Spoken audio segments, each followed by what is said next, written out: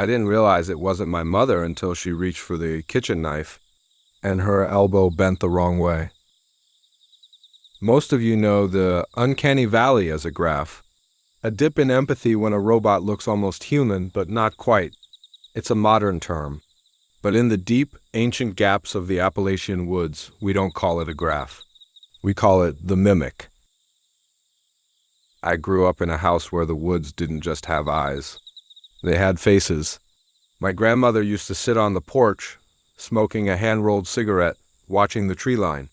She told me, if you see someone you know out there and they don't blink, you run until your lungs burn. I thought it was just a way to keep kids from getting lost. I was 22 when I realized it was a survival manual. It started on a Tuesday. I was home alone. My mom was at work. I'd seen her drive away at 8 a.m., but at 10 a.m. I heard the front door click. Then her distinctive hum, the way she hums Somewhere Over the Rainbow when she's stressed. I called out, "Mom, forget something?" The humming stopped. Silence. Then a voice from the kitchen, her voice. Perfectly pitch-matched, said, "I just need to be here." The pacing was off. There was a microsecond delay between every word, like she was reading a script in a language she didn't understand. That biological wrongness hit me like a physical blow. My skin didn't just crawl. It tried to leave my body. I walked into the kitchen. She was at the sink, back to me, same floral apron, same messy bun. But she was vibrating, a high-frequency shudder that made the plates on the counter rattle. "Mom?" I asked. My hand was on the doorframe, knuckles white.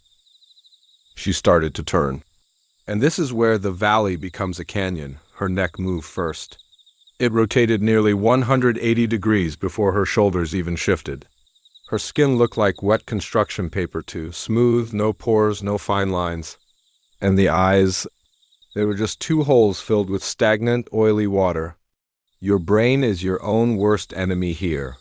It tries to rationalize. She's just sick. It's the lighting. I stood there for 3 minutes, letting my brain lie to me while that thing stared. Then it smiled, but it didn't use face muscles. The mouth just opened. It revealed rows of teeth that were all the same size. No molars, no canines, just a fence of white bone. It said my name, but it sounded like a recording of me saying my own name, played back through a broken speaker. "Help me. I am cold." I didn't scream. You don't scream when you're that close to death. You just stop existing for a second. I backed away and it began to walk. It didn't have a gait. It was hitching. Left leg, slide. Right leg, snap. I managed to lock myself in the basement. I thought I was safe, but as I sat there in the dark, I noticed something in the corner, my mother's actual work bag. The one she took at 8 a.m. I opened it. Inside were her keys, her wallet, and a single handwritten note from my grandmother that said, "It's starting to sound like me. Don't let it in the kitchen." I realized then that this wasn't the first time. My grandmother hadn't just been watching the woods. She'd been living with one. I heard a thud above me. The mom thing was standing directly over the basement door. "Sweetie," the voice said from behind the wood, "I found your baby teeth." I scrambled for my phone and dialed my mom's work number. It rang once, twice. Directly above me, the thing stopped moving.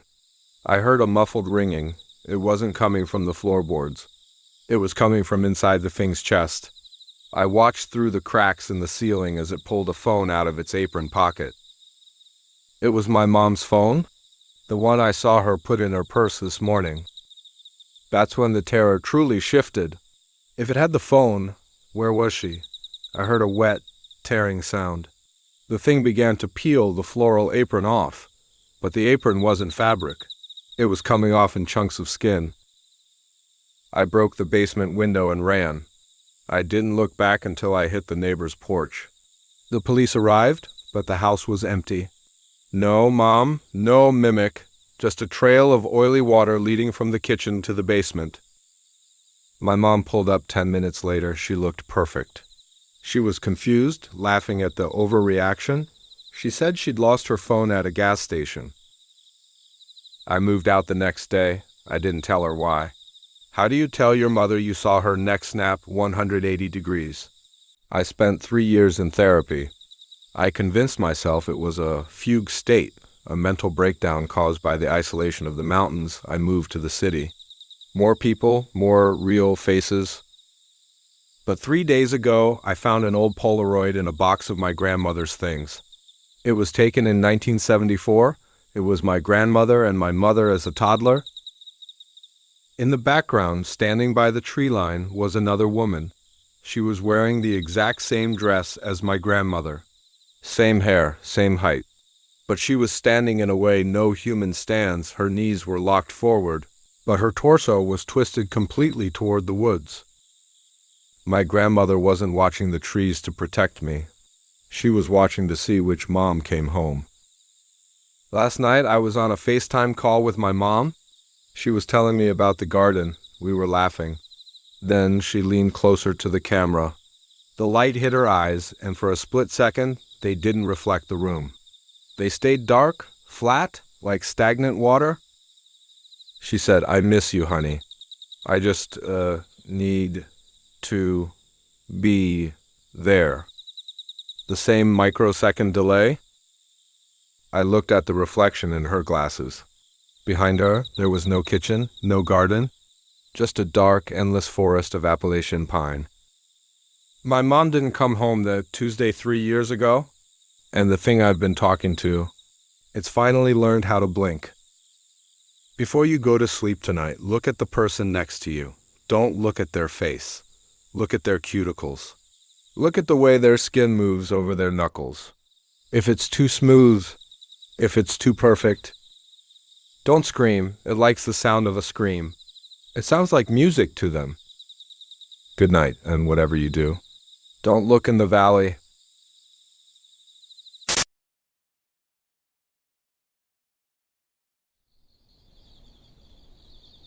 Something was breathing beneath the sand. Not wind, not waves. Breathing. Slow. Deep. Wet. The flashlight beam trembled across the beach, and every footprint we'd made on arrival? Gone. Flattened. Like the shore had licked itself clean. Behind me, Emily whispered, "Tell me I'm not standing on moving ground." I looked down. The sand rippled. Just once, like a muscle flexing under skin. If sand can move, what else is alive? We weren't supposed to be scared. 7 tourists, 1 private charter boat, 1 tropical island getaway. No cell service, all-inclusive, which should have been our first red flag. Because all-inclusive in horror stories means you're included in the menu. Our guide, a man named Carter, smiled too hard. Boat'll be back in 7 days. He dropped crates of food, fuel, water, then left. Didn't wait for us to unload. Just reversed. Fast. Like the island owed him money. First night, the jungle didn't make noise. No bugs. No birds. No waves. Just silence so thick it pressed against my ears. Jake whispered, "This island feels like it's buffering." At midnight, thump. Not from the trees. From below our tents. Another thump. Something shifting underneath us. Sarah laughed nervously. Probably crabs. Yeah. Huge. Buried. Crabs. Morning. High tide? Except the waterline hadn't moved. The sand between the jungle and ocean was smooth. No tracks. No drag marks. No tent stakes. Like someone hit CTRL+Z on the beach? Mike frowned. I walked to the water last night. There wasn't a single print. We dug 2 inches down, wet, warm, pulsing. Why was the sand warmer underground? That afternoon, boom, boom, boom, distant, rhythmic, coming from inland. No birds scattered, no leaves shook, just vibration through our feet. Emily whispered, "That's not music." It wasn't.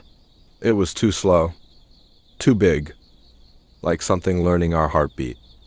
What listens before it hunts? Jake wandered off to pee. He didn't come back. We followed his footprints, 30 feet into the jungle. Then, nothing. Not turned. Not dragged. Not covered. Just, stopped, like he stepped off the world. Sarah muttered. "Nope, absolutely not. That's some premium cursed nonsense."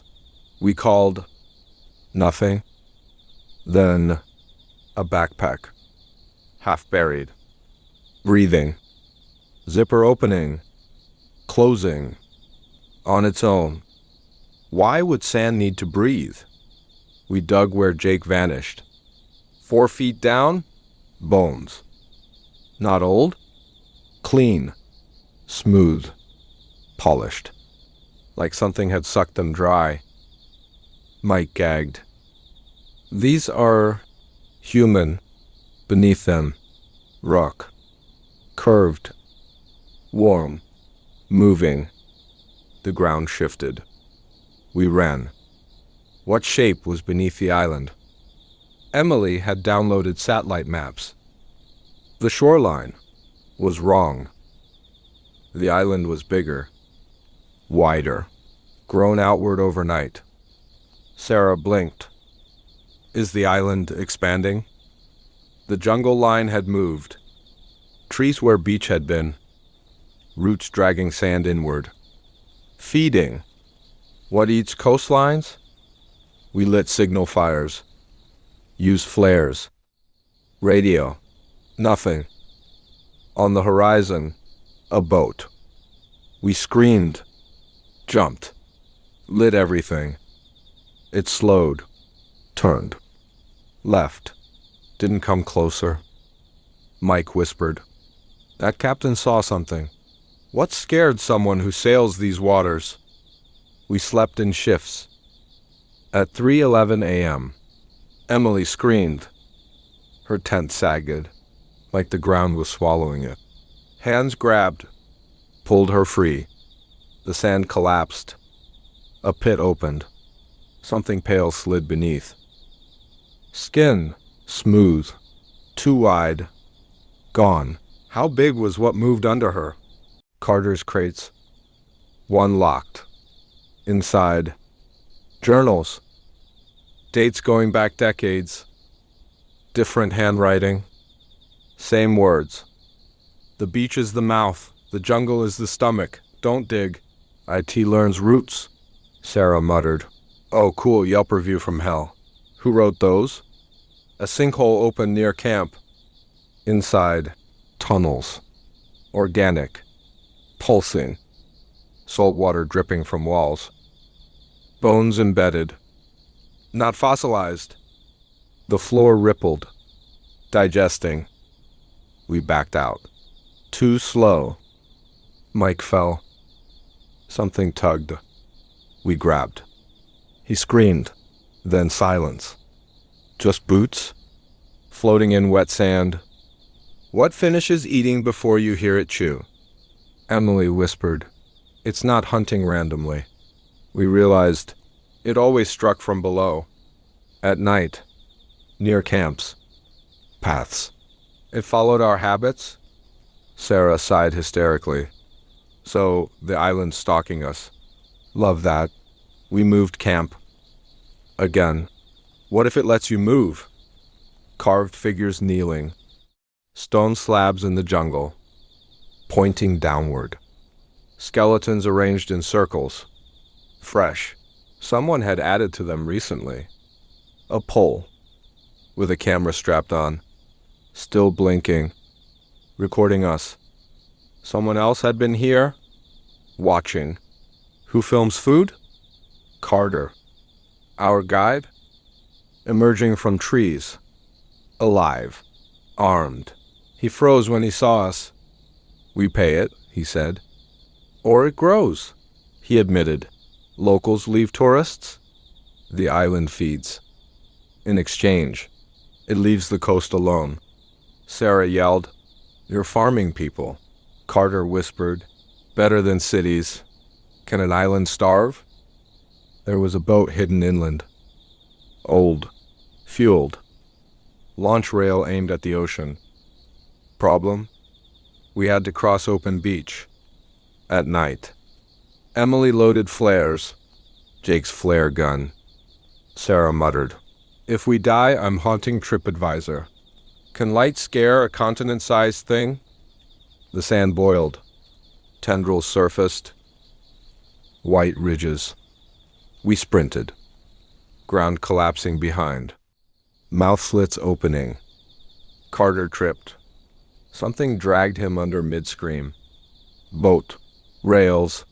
Push. The island surged. A ridge taller than trees rose. The shoreline curled inward. Closing. What if the beach isn't the edge? The flare lit the water. We saw it. Not an island. A creature. Miles wide. Shell reef skin. Jungle growing from its back. Coastline was its lips. Tides were breathing. Storms? Movement. It wasn't stationary. It drifted. Slow. Across oceans. Feeding quietly. How many islands are actually alive? We launched. Barely cleared the surf. Behind us. The shoreline folded closed. Smooth. Like nothing had been there. Satellite phone pinged. Signal returned. The island had moved. Slipped off the map. Why did connection come back when we left? Rescue found us days later. They asked where we'd been. We gave coordinates. They checked charts. Nothing there. Just ocean. Weeks later, news alert. New island forms after earthquake.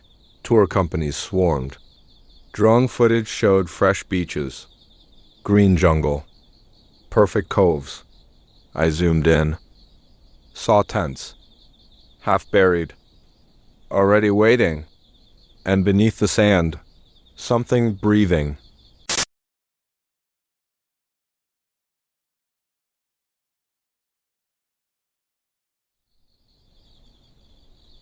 Your headlights cut through Wisconsin farmland. Cornfields, fences, a stretch of empty road called Bray Road. No houses close, no traffic, just night.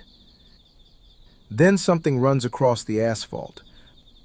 Not a deer, too tall, too broad. It doesn't drop to all fours. It walks. Drivers slam brakes, tires scream, engines stall, and in rearview mirrors, silhouettes rise, shoulders too high, legs bending backward, glowing eyes reflecting like coins in a flashlight beam. Welcome to the legend locals whisper about instead of Google. The Beast of Bray Road. Elkhorn, Wisconsin. Quiet town. Dairy farms. County fairs. The kind of place where people wave even if they don't know you. Which is why, starting in the late 1980s and exploding through the 1990s, residents reporting a 7-foot wolf creature on 2 legs absolutely wrecked the vibe. Sheriff departments logged calls. Hunters found tracks too large for dogs. Teenagers stopped parking on back roads. And one woman, driving home late, would become the most famous witness of them all. Linda Godfrey, journalist, skeptic. Small-town reporter just trying to write about zoning disputes and bake sales. Then she gets a call. A woman hit something on Bray Road, and it wasn't a deer. Already spooky, but when Linda interviews her, The driver is shaking. Not crying, shaking. She says the thing she saw was furry, gray, muscular, standing upright like a linebacker who skipped leg day at the human factory. And when the headlights hit it, it looked back. The creature crossed the road slowly. No panic, no sprinting, just confidence. Like, yeah, I live here. The woman froze. The beast reached the ditch, turned its head, and stared, then vanished into the field. Linda publishes the story. Phones explode. Other people call in. Farmers, truckers, teenagers, cops, all describing the same thing. 7 feet, wolf head, broad chest, walking upright. America just accidentally unlocked its Midwest DLC. Some claim it crouched over roadkill. Others saw it carrying something in its arms. One driver swore it chased their car for several seconds, which is already terrifying, but also cardio goals. Tracks found near the road measured larger than any known wolf in Wisconsin. Claw marks, deep impressions, too wide, too long. And suddenly, Bray Road stopped being just a shortcut. It became that road. Locals split into camps. Camp A, it's a bear with mange. Camp B, that thing is not paying taxes, so it's not from Earth. Bears do stand, but bears don't usually sprint sideways into cornfields. And bears don't have long, narrow wolf faces. And bears definitely don't give eyewitnesses the kind of stare that makes them stop driving at night for 20 years. Linda keeps collecting reports, dozens, then hundreds. This isn't one weird sighting, it's a pattern. Some reports go back further, 1930s, 1950s, old farmers remembering something tall in the fields. Native folklore in the region spoke of wolf spirits, skin changer legends, creatures that walk between forms. Not saying that's what it is, just saying humans have been side-eyeing that farmland for a long time. And now the internet shows up, which means memes, forums, grainy photos, people driving Bray Road at midnight like it's a haunted drive-through. Yeah, let me get one cryptid combo, medium fries. Then the gun stories start. Hunters swear they aimed at something massive, pulled the trigger, and whatever it was disappeared into the woods. No blood, no body, just crushed brush, which is either supernatural or the scariest cardio-trained animal in North America. Some believe it's an undiscovered species, a prehistoric canid, a relic from the Ice Age that somehow clocked in for modern times. Others say government experiment, which is always Reddit's favorite seasoning. But Linda isn't chasing aliens, she's chasing consistency. Same posture, same height, same road, same months, mostly late summer and fall, harvest season, when fields are tall, when animals move, when nights are long. She visits Bray Road herself. Quiet, crickets, wind through corn. It doesn't feel supernatural, which almost makes it worse, because that's exactly where real things hide. Let's talk alternatives. Escaped exotic animal. Private collectors in the Midwest are a thing. People keep tigers in basements. Do not underestimate rural chaos. Could it be a wolf-dog hybrid? But 7 feet? Standing upright for extended periods? Consistently? Even gym bros would tap out. Bears? Sure, but witnesses stick to one detail. The face was wrong. Too canine, too long, too intelligent, like it was deciding something, which you do not want wildlife doing about you. Some people stop going down Bray Road entirely. Others speed through. Teenagers dare each other, which is how horror movies start. One group parks, kills the engine, lights off, silence. They hear rustling in the corn, heavy footsteps. Then something snaps a stalk. They peel out so fast, the tires smell like regret. No visuals, just sound, which is honestly worse. Over time, the sightings fade. Not vanish, fade. Less frequent. Like whatever was there moved on, died, or learned humans were annoying. Linda publishes books, becomes the go-to cryptid reporter, and Bray Road enters American monster history. Right next to Bigfoot, Mothman, Jersey Devil. The Midwest said, "We'd like one too." But here's where it gets strange. Years later, people in other states report the same thing. Michigan, Ohio, Pennsylvania, upright wolves. Same build, same posture, different roads. Which raises an uncomfortable question. Was Bray Road a home or just a stop? Migration pattern. Terrifying thought. Cryptid road trip. Gas station snacks we don't want to imagine. Some researchers think these sightings are misidentified black bears suffering from mange, which makes them skinny, tall-looking, and creepy. Honestly fair, mange bears look like rejected horror movie extras. But they still don't explain all the details. The arm length, the chest shape, the way witnesses describe deliberate movement, not animal panic, decision-making, strategy. The beast allegedly paused, looked, chose. And then there are the tracks.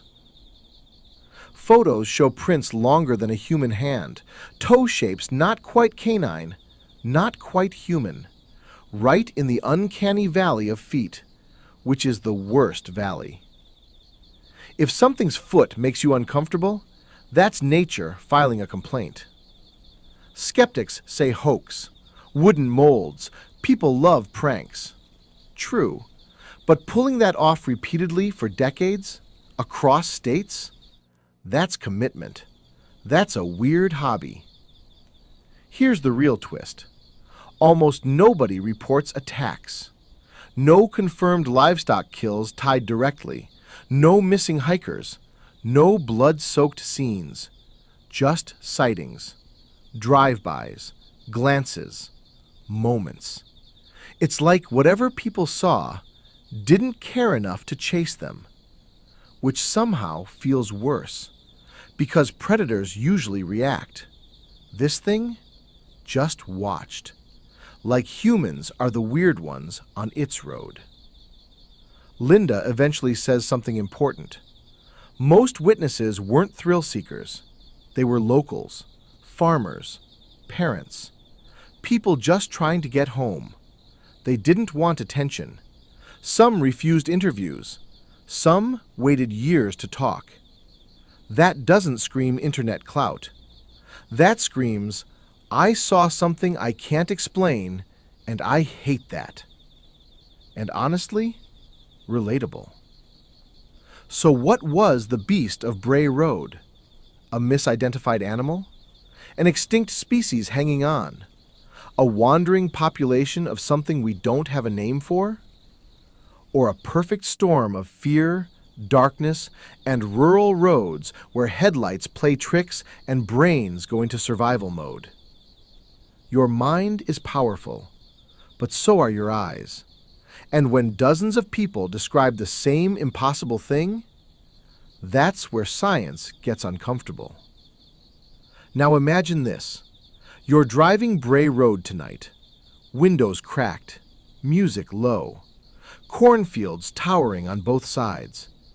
And something steps out, not charging, not fleeing, just standing, watching, waiting for you to pass. Would you stop? Would you speed up?